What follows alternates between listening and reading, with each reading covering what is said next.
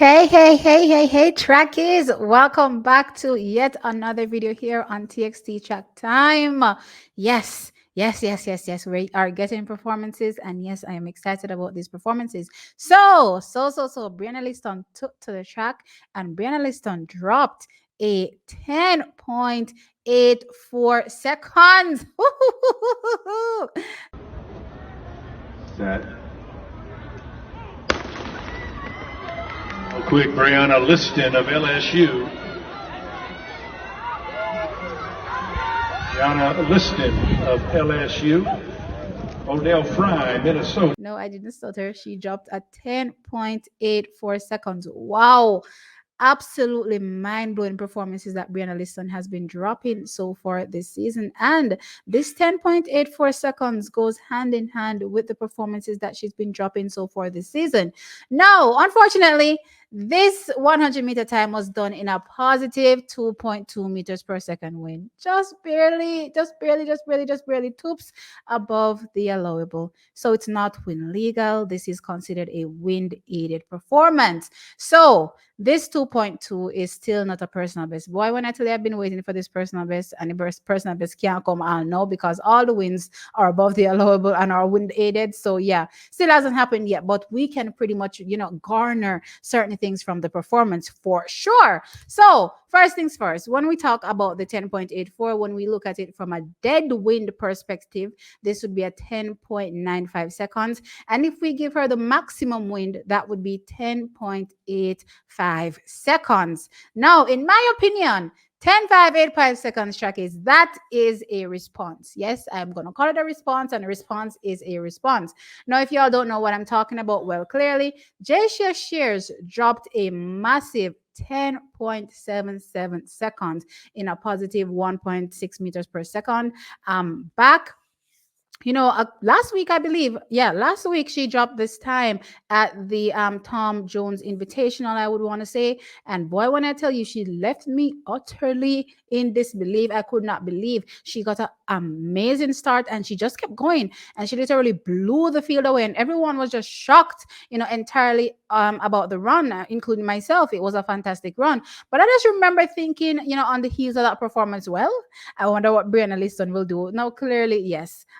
That's that's the part of me that really loves competition and wants to see the girls match up against each other, and wants, obviously, our Jamaican girls to come out and dominate as well. So I just recalled, being from an indoor perspective, that okay, Brianna Liston was able to trump Jacia Shears with that 703, but also Jacia Shears has a 704 personal best indoor, so it's not that big of a difference. However, what I would say is the defining factor when we talk about these personal best is the fact that one was done at altitude and one wasn't. So the Jacia Shears run was done at altitude, that 704. So we have to take that into consideration, just like we take everything else into consideration, right? So with that said, the 10.77 seconds done, though, in my mind, I was questioning, could she possibly challenge this performance? And by she, I'm talking about Brianna Liston. Now, a lot of people came out, nah, Brianna Liston isn't ready for that. Her body isn't strong enough to handle that type of speed. All starter stories when you start telling me why Brianna Liston can't run this at time. Yeah. And for the life of me, trackies, I just don't believe. I just don't believe, and I just don't agree, with that viewpoint that she will not be able to run that time. So Brianna Liston comes out this week again and runs another solid performance over the 100 meters and drops a 10.84 seconds. Now, previously, she did a 10.87 in a positive 2.6 meters per second wind, and everybody was like, oh, that's barely 11 seconds. That would be a 10.99 in dead wind, right? So this time around, she does another fantastic run. This time it's a 10.84. This time it's a positive 2.2, and this time around in dead wind, it would be a positive, not a positive, sorry, it would be a 10.95 seconds. That's what she would have run. And again, if it was the maximum wind allowable, then it would be a 10.85, not much different from the 10.84 that she ran.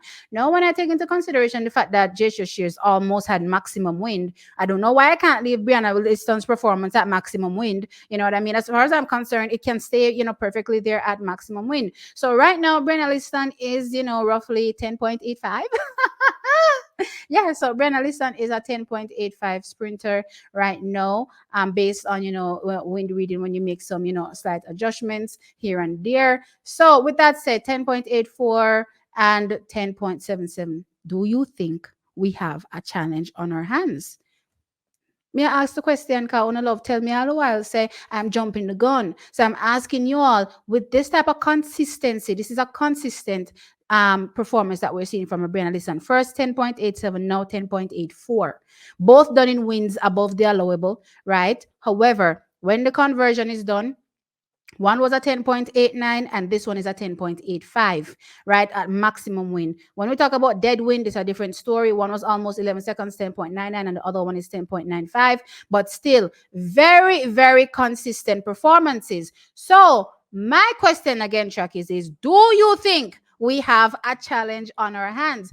I for sure 100% believe that we have a challenge on our hand. And again, I love this type of trending from Brianna Liston, where we are incrementally getting faster and faster and faster. She didn't come out with an immediate bang. No, no, no. Well, I won't lie, the performance when she just came out, the 10.87 was an immediate bang, right? But I was expecting her to have that type of dip considering her years, away from running the 100 meters and just getting stronger in order to perform, at her best. So that was well within my expectation. But I suppose for normal people looking at it, they'll be like, oh, she went from an 11, 1.4 to now this 10.87, though, it's still not, a personal best, you would say. Still a fantastic time, right? But going off the back of that, coming out again, dropping another 10.8 performance. That is amazing consistency, which tells you that she is running true to form, right? True to form. And as far as I'm concerned, we have a challenge on our hands. And I can't wait to see what happens. One, when they get to the SECs. Are they both in the SECs together? I don't think so, right? But if they're not in the same conference, that's okay. That's fine, right? I get mixed up sometimes with the conferences, child, because, yeah, the conferences are all over the place, right? And I'm not American, so it is what it is, right? But with that said, it will be interesting to see, one, what happens at the conference finals. If they don't meet at the conference finals first, then they have regionals. Is that what they call it, where they're qualified for the NCAAs? We want to see what happens there. And then also, I would love to see clearly what happens at the NCAA finals. But for sure, I definitely believe that we have a challenge on our hand, and Brianna Liston is definitely for sure not going down without a fight, 100%. And I love this type of execution that I'm seeing from our athletes in terms of living up to the billing, going out and just running and executing your race and saying, hey, I'm in this too, you know what I mean? And I'm clearly here for the win. But anyway, track is, that is it. That is my opinion right now. So Brianna Liston bangs out another amazing run. This time around 10.84. When we do the calculation, dead win 10.95 or maximum win 10.84, which is what I'm keeping it at. We're keeping it at that lovely 10.84. No, sorry, 85. Sorry.